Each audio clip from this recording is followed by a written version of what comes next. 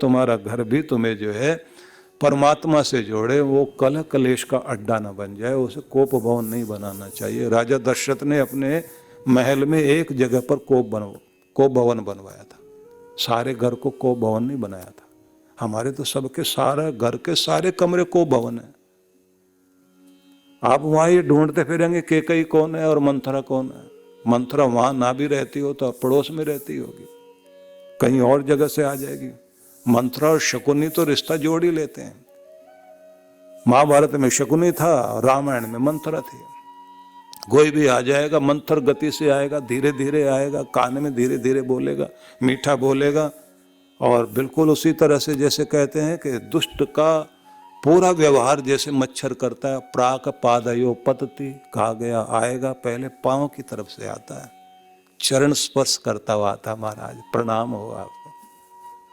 करने मधुरम ध्वनि करो थे, कान में बड़ा मीठा मीठा बोलता। दुष्ट ऐसे ही करता है, कब पांव पकड़ेगा आपके, बड़ा झुकेगा। कहते हैं तीर कमान झुके, चीता झुके, दुष्ट झुके, आदर नहीं दे रहा, हमला करेगा। इनका ढंग ही अलग होता है। तो कहा गया है कि ये दुष्टता के भेद वाले जो लोग होते हैं, इनका व्यवहार बहुत ही विचित्र होता है। ये झुककर दिखाएंगे, मीठा बोलेंगे, तो इसका मतलब ये नहीं है कि ये लोग जो है आपका भला करने वाले हैं।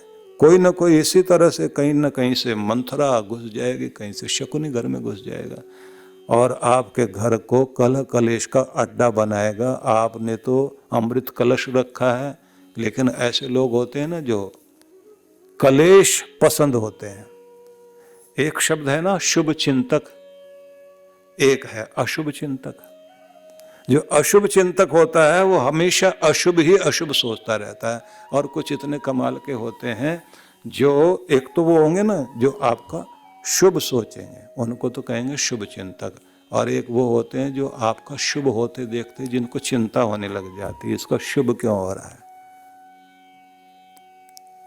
किसी का भी शुभ होते देखते ही जिसको चिंता होने लग जाए और विघ्न तोषी बन जाए, विघ्न डाले जरूर, तो ऐसे लोगों को आप क्या कहेंगे, वो है कोई शकुनी। मंथरा घर में घुस आए और आपके घर को भवन बना दे। पहचानना चाहिए, कान में मीठा बोलने वाले सारे मिल जाएं तो उसका ये मतलब नहीं होता कि ये आपका कोई भला करने वाले हैं।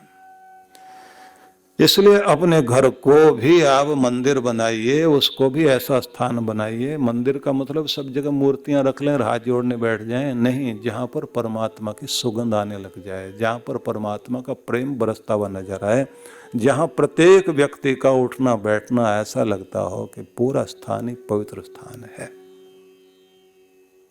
स्वच्छता पवित्रता को बनाए रखना, उठने बैठने में मर्यादा बनाए रखना। तो जिनके धन, जिनके भवन, जिनके जीवन परमात्मा की तरफ जोड़ने वाले बनते हैं तो वो धन्य लोग कहलाते हैं।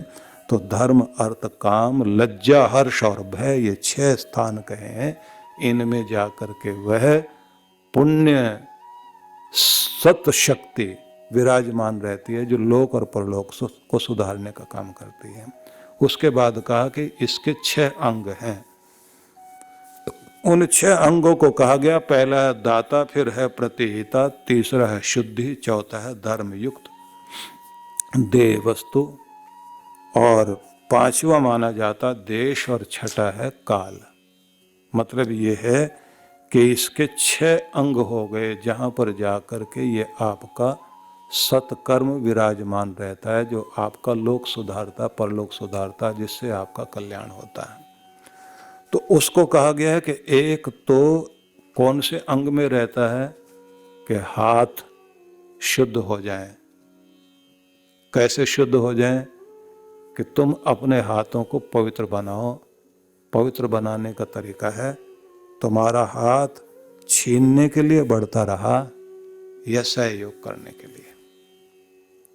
गुरु गोविंद सिंह जी महाराज के प्रसंगों में एक प्रसंग आता है कि उन्होंने यात्रा करते हुए एक गांव में रुके और वहां कुआं था एक। तो वहां उन्होंने लोगों से कहा पानी पिलाओ। तो कुछ लोग पानी लेकर दौड़े गुरु महाराज पधारे हैं तो हमारा गांव धन्य हो गया है, सेवा करने का अवसर मिल गया, गुरु की सेवा करने का अवसर मिल जाए तो इससे बड़ा तो कोई अवसर ही नहीं है। समझो कि सीधे घर में तीर्थ ही आ गया। तो ऐसी भावना लेकर सब दौड़े, मैं पानी पिलाऊं, मैं पानी पिलाऊं। उन्होंने कहा कि भैया पानी वो पिलाएगा जिसके हाथ शुद्ध होंगे। तो सब ने कहा महाराज हमने तो 3 बार हाथ धोए हैं। तो इन्होंने कहा कि नहीं, जिसने किसी के आंसू पहुंचे हो, गिरते को उठाया हो, दया की हो, दान किया हो, धर्म किया हो, सत्कर्म किया हो, ऐसा सब करते करते जिनके हाथ पवित्र हो गए, ऐसे शुद्ध हाथों वाला कोई आए आगे रा करके पानी पिलाए, तो बेचारे सब खड़े रह गए। महाराज इतने शुद्ध तो नहीं है कि गुरु से सेवा करने के लिए आगे बढ़ना चाहते हो तो कम से कम अपने आप को, अपने हाथों को पवित्र तो करो।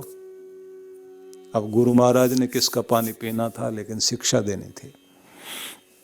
तो इसलिए कहा जाता है कि जिसके जीवन में 6 अंग हैं, ये 6 अंग से मतलब है कि जहां पर ये आपका पुण्य सत्कर्म रहता है जो आपको तारने का कार्य करता है। तो उसमें सबसे पहले कहते हैं क्या तुम दाता हो, तुम्हारे हाथ, तुम्हारा शरीर, कहते नहीं ये पांव धर्म की तरफ चलें और ये हाथ सत्कर्म करने वाले हो जाएं और हृदय जो है परमात्मा के स्वरूप को, धर्म को सोचते सोचते उसका आकार हृदय में बनाएं। हर तस्वीर पहले दिल में बनती, फिर बाद में बाहर आती है। अंदर राक्षसी भाव बन रहा है तो वो बाहर आएगा, अंदर प्रेम का भाव बन रहा है तो बाहर आएगा। बाहर से नाटक कर भी दे ना, आदमी बोल भी दे हार्दिक बधाई, लेकिन अंदर से पता लगता रहता है कि हार्दिक जलन है।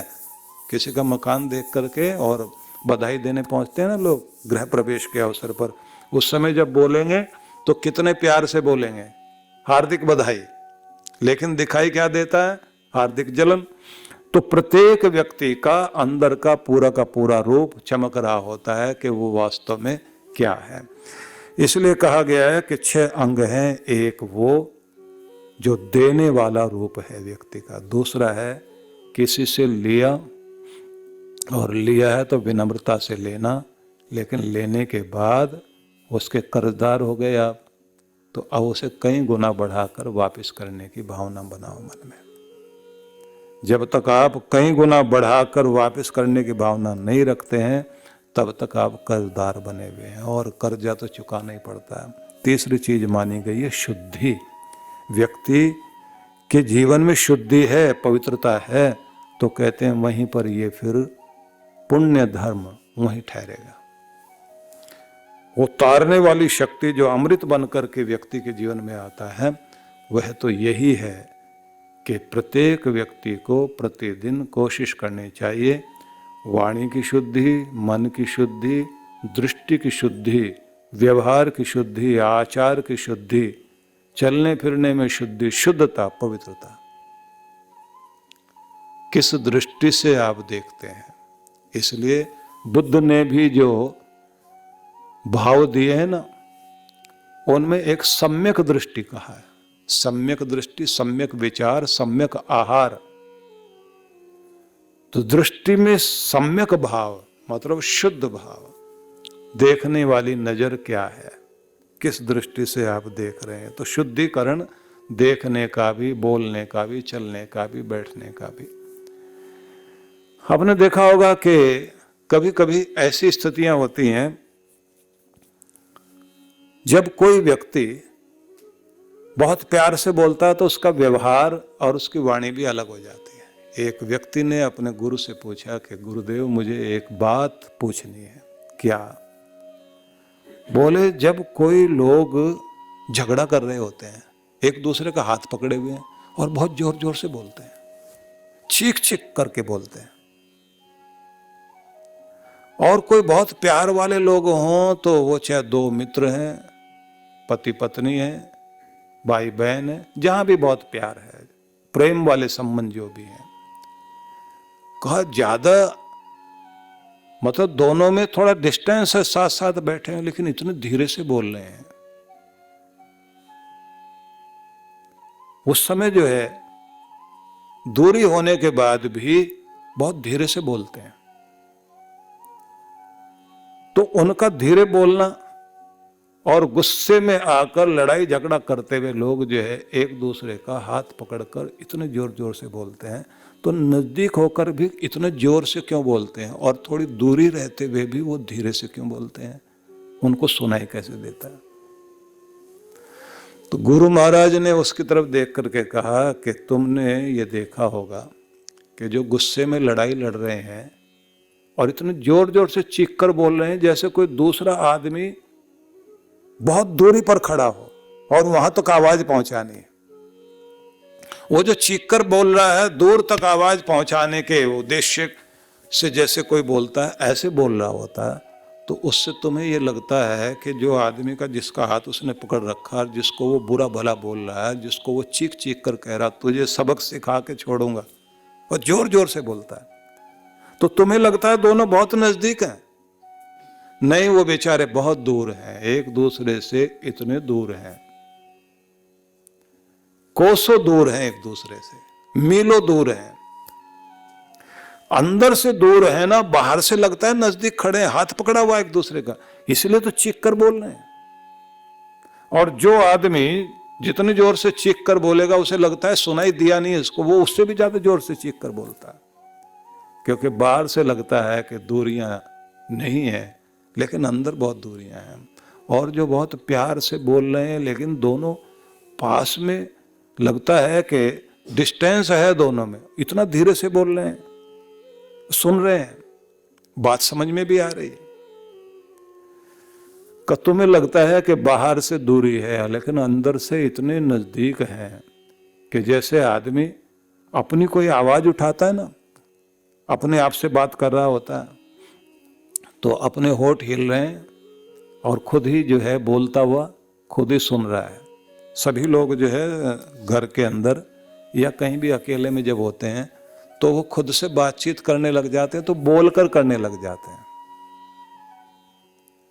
कुछ लोगों को आपने देखा होगा पार्क में चलते चलते अकेले चले जा रहे हैं तो भी वो कुछ बोलते हुए बड़बड़ाते जा रहे होते हैं। उस समय उनके अंदर से जो कुछ चल रहा होता है उसको, उनकी उस समय मीटिंग चल रही होती है। अंदर तो बातचीत चलती रहती है, रात दिन सभी के अंदर बातचीत चलती है, उसको स्व संवाद जो कहलाता है, वो एक बहुत बड़ी विधि है जिसको व्यक्ति अगर सुधार ले तो जिंदगी बदल जाती है। लेकिन मैं आपसे बताना चाह रहा हूं ना कि जब नजदीक दिखाई दे रहे हों और लड़ रहे हों, चीख चिल्लाकर बोलेगा आदमी, क्योंकि दोनों एक दूसरे से अंदर से बहुत दूर हैं।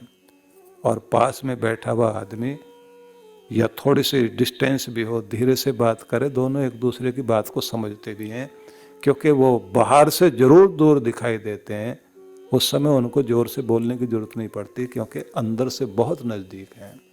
जब आप अंदर से नज़दीक होते हैं तो आपके बोलने में भी मधुरता आ जाती है, फिर चीखना नहीं पड़ता, चिल्लाना नहीं पड़ता।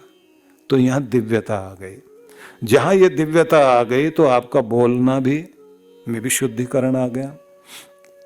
और कहते हैं अगली चीज मानी जाती है कि चौथा अंग इसका माना जाता है, जिसमें जाकर के ये पवित्रता के साथ आपकी धर्म शक्ति रहती है।